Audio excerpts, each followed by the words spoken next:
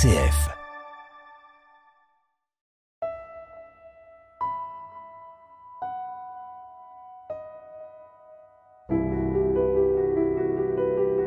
L'honneur, le bon sens, l'intérêt supérieur de la patrie commandent à tous les Français libres de continuer le combat là où ils seront et comme ils pourront.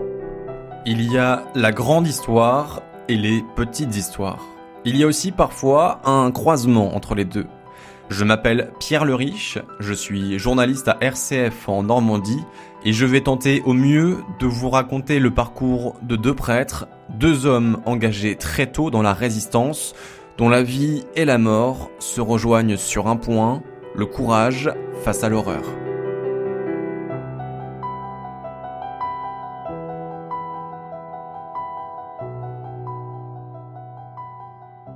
Ils sont au moins 138 prêtres religieuses et religieux à avoir été tués pendant la Seconde Guerre mondiale dans le Calvados. Certains ont été honorés, d'autres sont restés dans l'ombre. C'est le cas de l'abbé Jacques Leclerc. Il aurait pu finir par être oublié. Né en 1913, ordonné prêtre à Bayeux en 1941, fusillé par la Gestapo à Pont-l'Évêque en 1944. Ce n'est qu'en 2019 qu'un homme va retrouver sa trace. Alain Pignel tombe sur un calice lui appartenant au Maroc. Débute alors une enquête à travers le temps. Épisode 2, la victoire de la vie.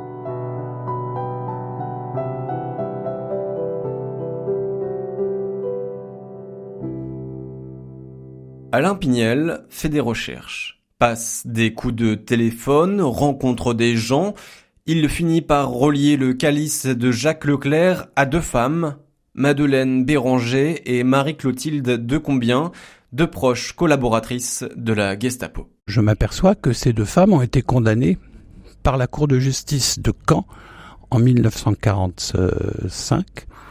Elles ont eu un procès, elles ont été condamnées à mort. Donc, qui dit procès dit archives dit archives départementales du Calvados. Je me précipite aux archives départementales du Calvados.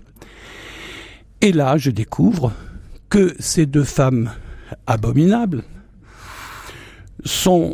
non seulement ont passé toute la guerre confortablement installées avec ces messieurs de la Gestapo, mais qu'elles ont donc activement participé à la répression des résistants, et qu'au moment de la débâcle, c'est-à-dire fin août 1944, puisque vous le savez, la bataille de Normandie a duré beaucoup plus longtemps que prévu, ces deux femmes se sont enfuies dans le cortège de la Gestapo qui a remonté dans une traînée sanglante la Normandie pour passer ensuite en Belgique, pour aller en Allemagne.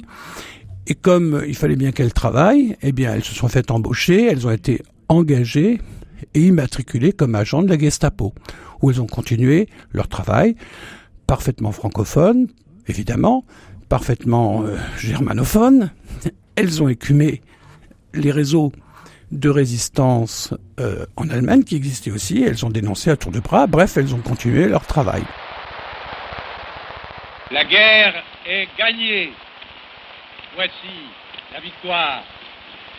C'est la victoire des Nations Unies et c'est la victoire de la France. L'ennemi allemand vient de capituler devant les armées alliées de l'Ouest et de l'Est.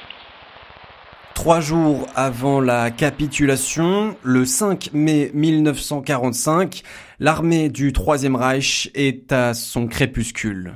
Madeleine Béranger et Marie-Clotilde Decombien se font alors passer pour des déportés du STO, le service du travail obligatoire. Elles ont réussi à s'embarquer sur un bateau de rapatriés pour passer en Algérie, puis au Maroc. Et dans les archives du Calvados, où on trouve beaucoup de choses, on trouve leur PV d'interrogatoire de la DST française, enfin l'ancêtre de la DST française, puisque le Maroc était protectorat. Elles arrivent à la frontière, on leur dit « mais enfin qui êtes-vous, allez-vous » Alors elles racontent qu'elles sont de grandes résistantes, gaullistes, persécutées par les affreux résistants communistes. Et donc elles vont rejoindre leur famille au Maroc. Et l'une d'entre elles, la fameuse bijoutière de Pont-l'Évêque, Madeleine Béranger, précise même qu'elle va rejoindre son cousin germain, Monsieur Mercier, qui tient un hôtel à Marrakech. Et là, je comprends pourquoi le calice a échoué à Marrakech. Parce que dans le dossier de ces deux femmes, on précise bien qu'elles raflaient tout ce qu'elles pouvaient lorsque la Gestapo de leurs amants arrêtait les résistants, et elles raflaient bijoux, objets, numéraires, tout ce qu'elles pouvaient. Donc le calice et leur butin passent par Marrakech. Elles continuent sur Casablanca pour se fondre dans la foule. Elles vont être rattrapées par leur passé au mois de septembre 45, extradées en France, jugées, condamnées à mort, puis graciées par le général de Gaulle qui gracie systématiquement les femmes, puis elles auront des remises de peine et elles vont ressortir de leur prison dans les années 50.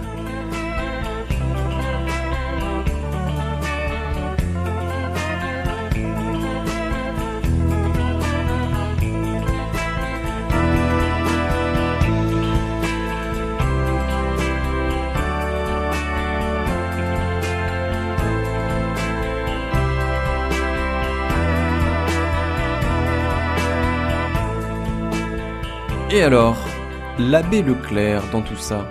Alain Pignel découvre qu'il a été un jeune prêtre, ordonné à 28 ans. Ordonné à toute allure, il est ordonné sous-diacre en juin 41, diacre moins d'un mois après, en juillet 41, et prêtre en octobre, le 12 octobre 41. Une semaine après, il est envoyé comme vicaire à Dives-sur-Mer. Dives-sur-Mer est à l'époque une petite ville.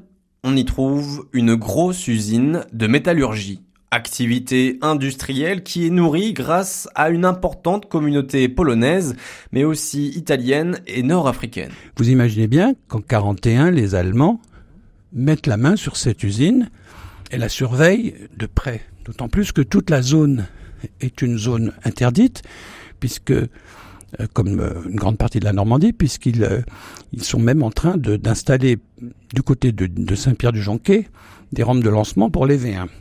Donc l'abbé Leclerc, lui, est envoyé comme vicaire. Il va avoir un ministère très fécond auprès des jeunes. Il y a beaucoup de jeunes. Il s'en occupe. On va trouver des lettres de lui à la mairie réclamant au ministère du ravitaillement des pommes de terre et des denrées pour nourrir 250 enfants dont le patronage s'occupe et à qui il sert un repas tous les jours. C'est un peu les restos du cœur avant l'heure. C'est une période où on souffre beaucoup, y compris en Normandie. Contrairement à ce que l'on pense, la Normandie, même si c'est une terre d'agriculteurs et d'élevage, eh bien, tout est réquisitionné par les Allemands qui sont extrêmement nombreux sur la côte normande, et pour cause. Donc, on trouvera des traces, même dans les archives, de gens qui sont condamnés à être déportés parce qu'ils ont volé un cajot de pommes qui était destiné aux soldats. Donc vous voyez, c'est dire si les denrées sont précieuses. Jacques Leclerc se trouve là-bas. Attaché à sa mission sacerdotale, il s'y emploie, mais pas seulement. L'abbé est aussi un résistant. Il observe les bateaux avec ses jumelles, note sur son calepin leurs mouvements, et envoie le tout à Londres pour le renseignement. Jacques Leclerc est aussi l'aumônier du centre de jeunesse, un lieu dirigé par Jacques Bimon, chef d'un réseau de résistance. Ensemble, accompagnés par d'autres habitants de Dives, ils vont venir en aide à des parachutistes alliés qui s'étaient égarés au moment du débarquement. Nous sommes alors en juin 1944. Cela fait 3 ans que Jacques Leclerc est engagé contre l'occupant, mais c'est cette activité, après le 6 juin, qui va conduire à son arrestation et à celle des autres membres du réseau. Donc, l'abbé Leclerc est arrêté, torturé, à coups de nerfs de bœuf. Il est interné quelques jours à la prison de Pont-l'Évêque, une prison atroce qui existe encore, qui a été fermée depuis, bien sûr, mais qu'on peut encore voir à Pont-l'Évêque. C'est une petite prison construite à la fin du 19e siècle et qui, pendant l'occupation, a été l'antichambre de la mort. De nombreuses personnes y ont été internées, communistes, juifs, résistants, gaullistes, tout ce que vous voulez.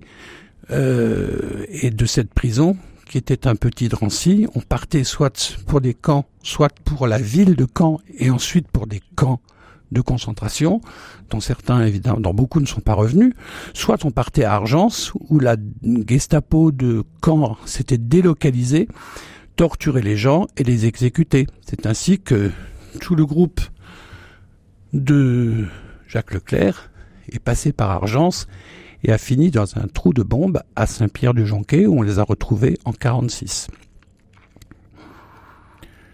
Je suis un peu ému en vous racontant tout ça, parce que c'est une histoire tragique dans laquelle se croisent des destins à la fois glorieux et épouvantables, puisque c'est à la fois l'héroïsme et la lâcheté et la collaboration la plus poussée qui se rencontrent à un moment donné.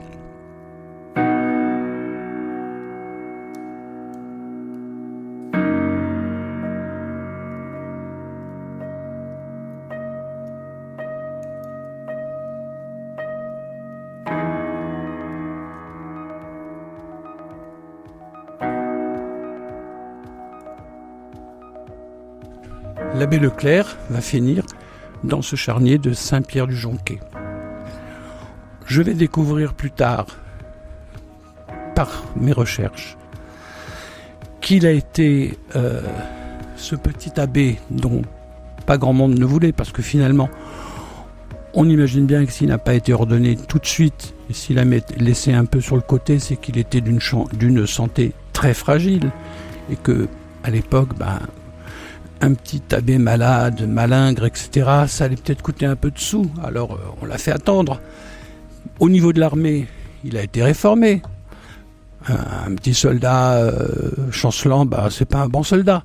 Ce petit abbé, dont personne ne voulait, est devenu, en 1948, a été élevé au grade de sous-lieutenant à titre posthume pour fait de résistance, et est devenu un témoin de la foi que personne ne peut contester.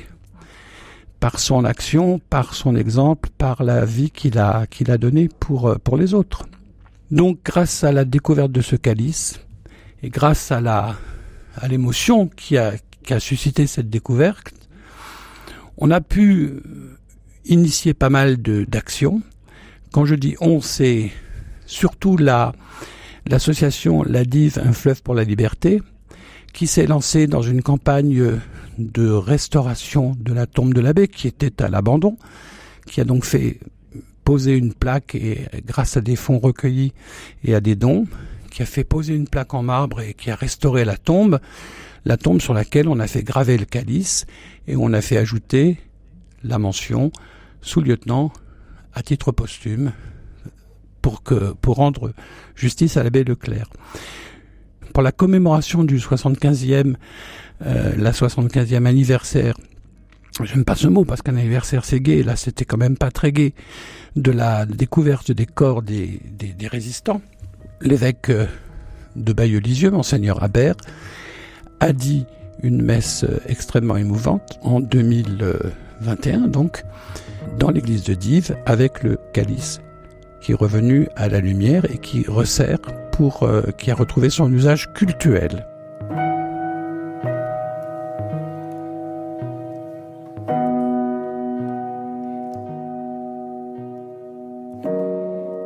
C'est peut-être ça la vraie victoire de l'abbé Leclerc.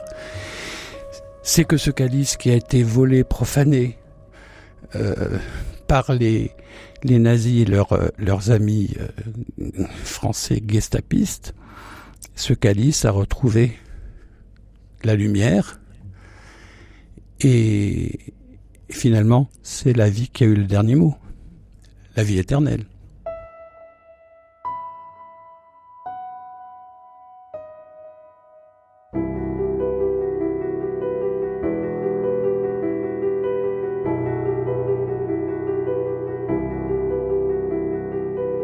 L'honneur, le bon sens, l'intérêt supérieur de la patrie commande à tous les Français libres de continuer le combat là où ils seront et comme ils pourront. Ladies and gentlemen, we may be approaching a fateful hour.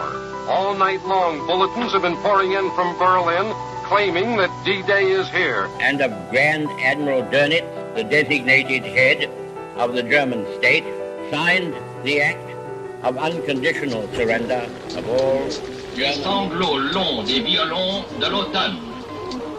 Je répète, les sanglots longs des violons de l'automne blessent mon cœur d'une langueur monotone.